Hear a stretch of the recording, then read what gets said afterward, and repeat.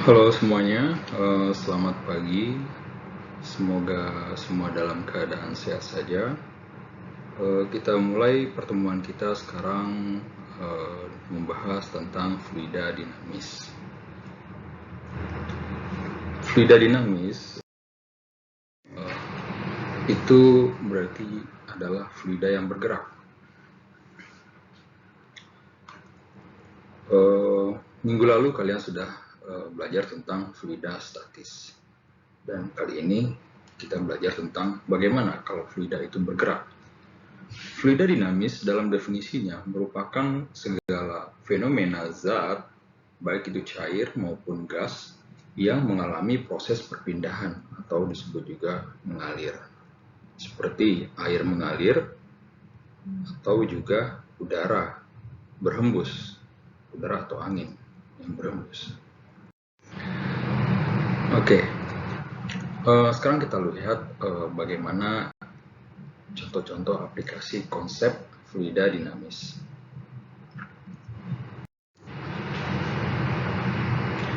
Yang pertama adalah bagaimana konsep fluida dinamis dapat menurunkan temperatur udara seperti dalam video ini yang akan kita lihat.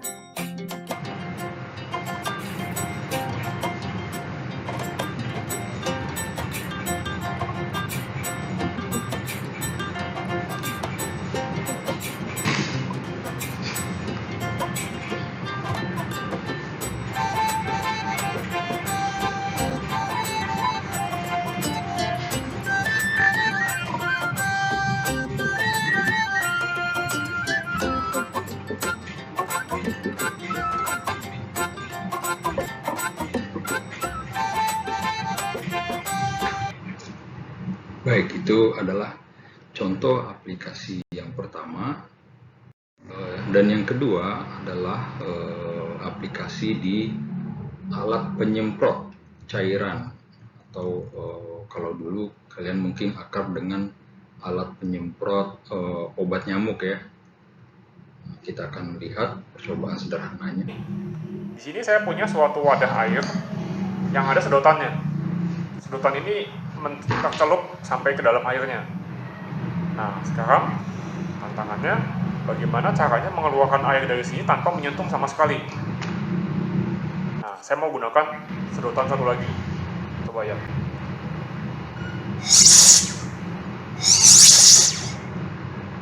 Nah, tadi. Oke, itu yang kedua ya. Bagaimana contoh yang lainnya? Ini dia.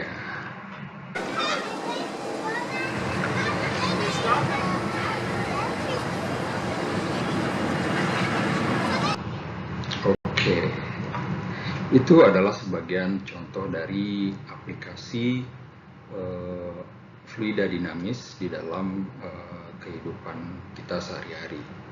Kalian bisa cari contoh-contoh yang lainnya. Oke, fluida dinamis. Pertama kita pahami dulu bagaimana fluida dinamis itu dipahami melalui konsep fluida ideal, gitu ya. Kenapa ideal? Karena kita dalam memahami sesuatu itu harus kita idealkan, harus kita mulai dari yang paling sederhana. Nah, fluida itu menurut sifat kental atau tidak kentalnya dia terbagi menjadi dua, yaitu contohnya seperti madu ya, yang sudah kalian ketahui dia kental, dan kedua dia tidak kental, cair ya. Kekentalan di fluida itu merupakan sebuah proses disipasi atau disebut juga pengurangan energi pada fluida. Ini hanya sebatas untuk kalian ketahui saja.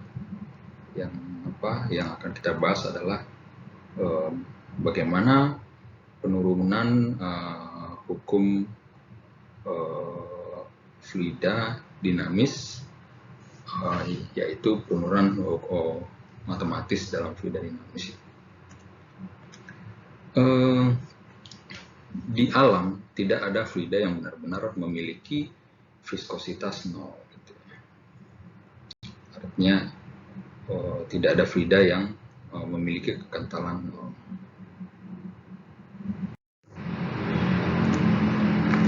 Jenis aliran fluida. Fluida itu dia ada yang dapat dimanfaatkan, artinya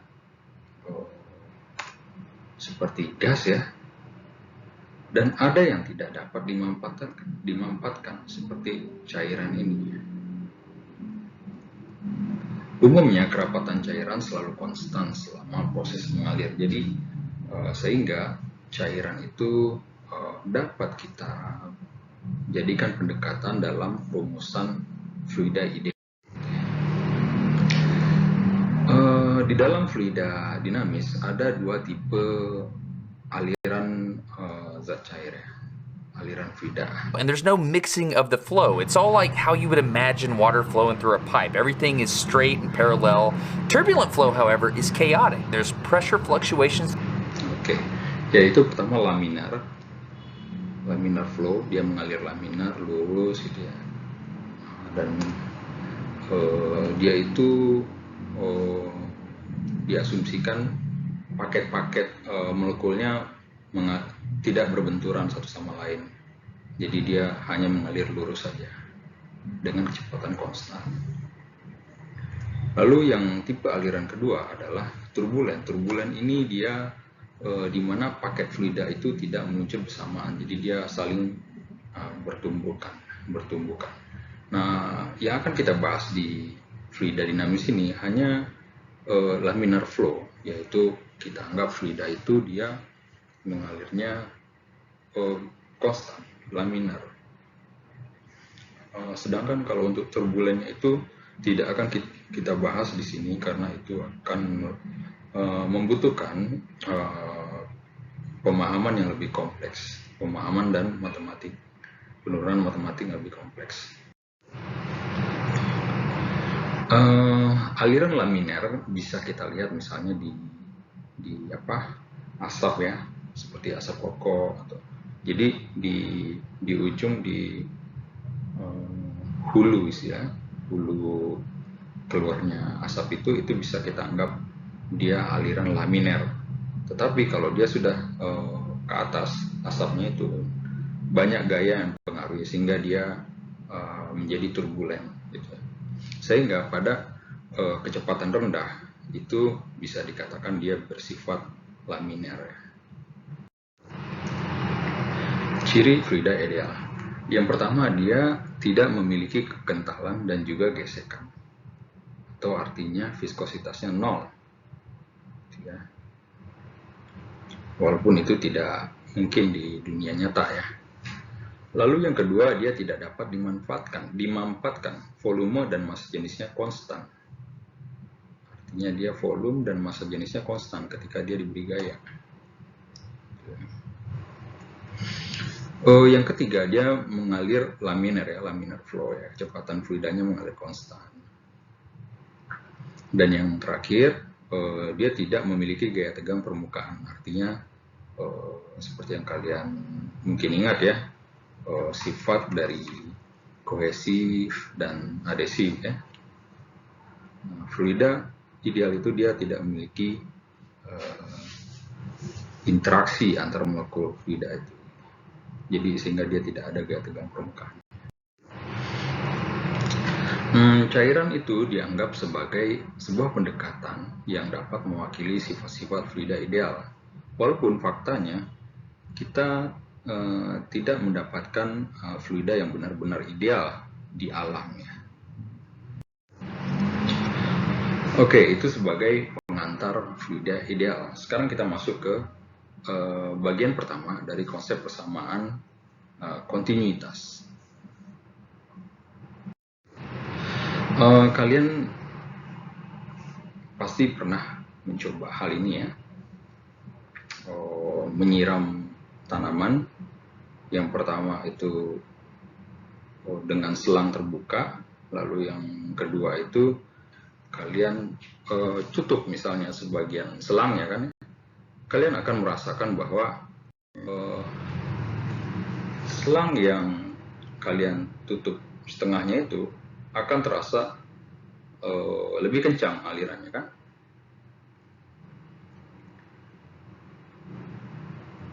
Sedangkan kalau dia dibiarkan dia tidak kencang. Oke, kita akan coba memahaminya. Mengapa hal ini terjadi? Ketika air mengalir di dalam selang dengan kelajuan tertentu, misalkan 5 kg per detik, maka air yang keluar dari ujung selang akan memiliki kelajuan yang sama, 5 kg per detik juga.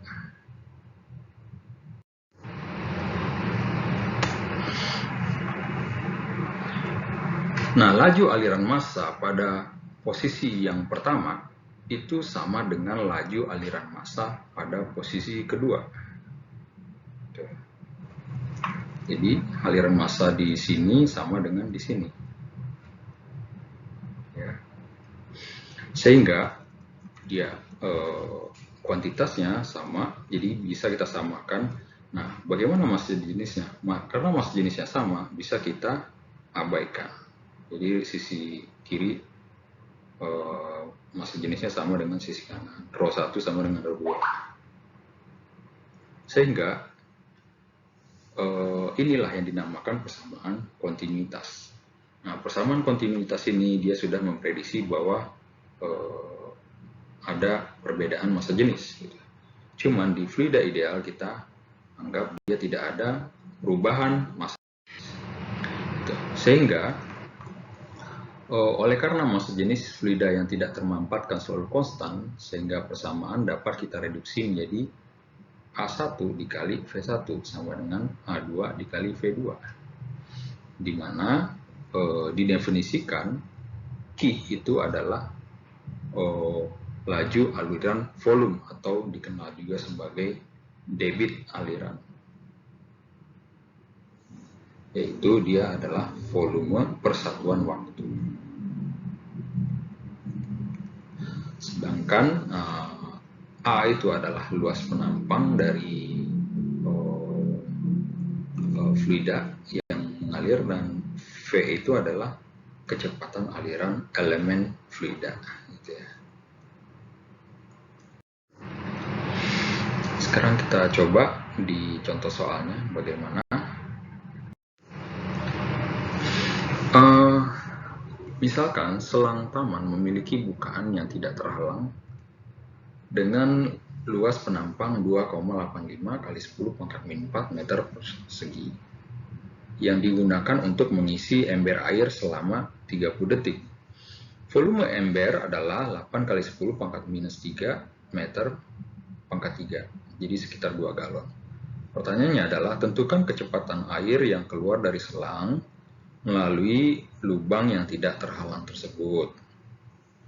Dan yang kedua, bukaan terhalang, tentukan kecepatan air yang keluar dari selang melalui bukaan terhalang dengan separuh luas area.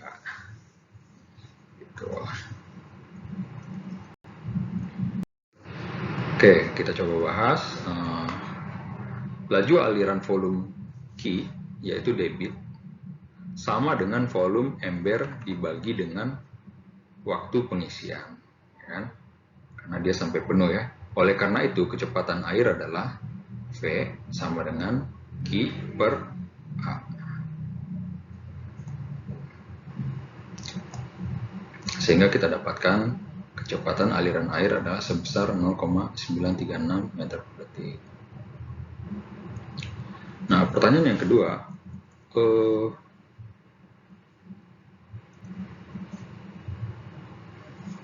untuk menjawabnya, air dapat dikatakan fluida yang termampatkan, sehingga persamaan kontinuitas dapat diaplikasikan.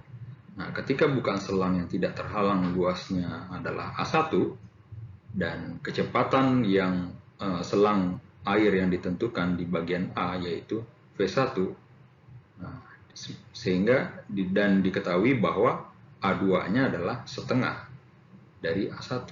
Jadi tinggal kita substitusikan ke dalam rumusnya.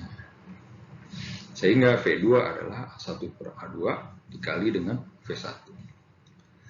Nah, dan hasilnya adalah 1,87 meter per sekon. Nah, di sini dapat kita simpulkan bahwa ketika selang itu ditutup ujungnya, dia kecepatan aliran airnya menjadi lebih cepat. Oke, itu untuk bagian pertama. Terima kasih atas perhatiannya.